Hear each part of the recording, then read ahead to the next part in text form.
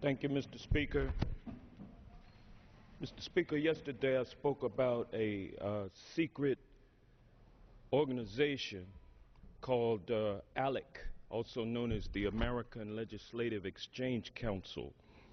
And I talked yesterday about how ALEC promotes model legislation written by its corporate members and disseminated to conservative state lawmakers around the country. The public whose votes elect these lawmakers to represent them are kept in the dark about the fact that their representative member is a member of ALEC. And the member or the legislative member goes on various retreats and junkets wherein the ALEC corporate members who pay tens of thousands of dollars a year to be members, whereas the legislators pay $50 a year. You can see the imbalance there. This is something that is funded by the corporations, special interest. The lawmakers, just to make it look good, have to pay $50 annually to join. We don't know who those lawmakers are, although we do know that 60% of the lawmakers in the entire United States of America are members of ALEC.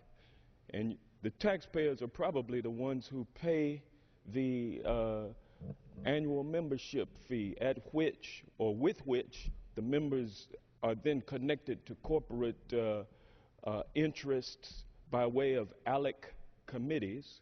And these committees produce the legislation that is then introduced by these same member legislators in their respective legislatures.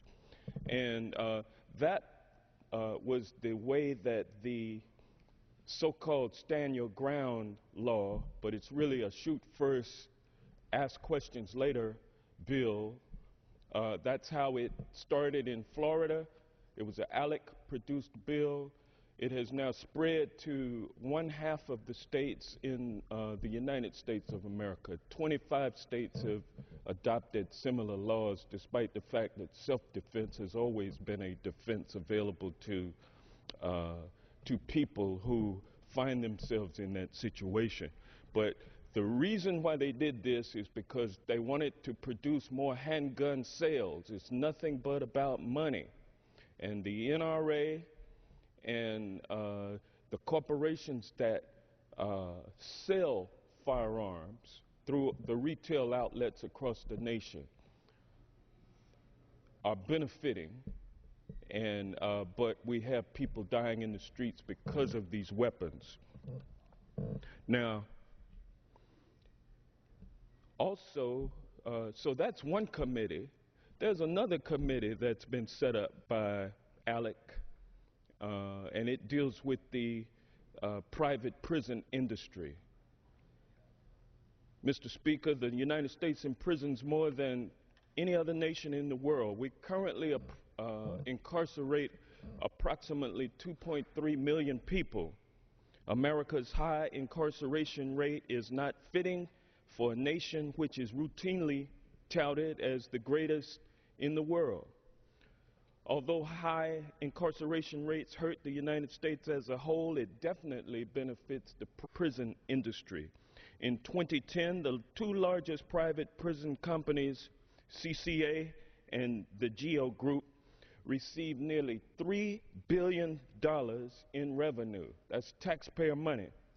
The for-profit prison industry is driven by the corporate members of the American Legislative Exchange Council, ALEC.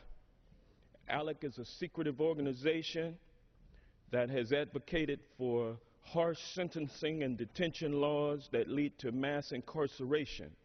It provides state legislators with model legislation, and each year ALEC members introduce these bills in state houses across the country. This gives unparalleled access and authority to ALEC's corporate and legislative members, undermining the will of the people and the power of the ballot box.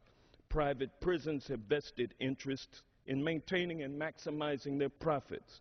They are not concerned about public safety or rehabilitation or reducing recidivism.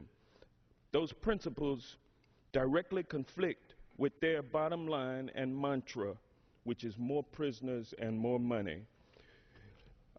Mr. Speaker, I will again be back to continue to discuss this issue.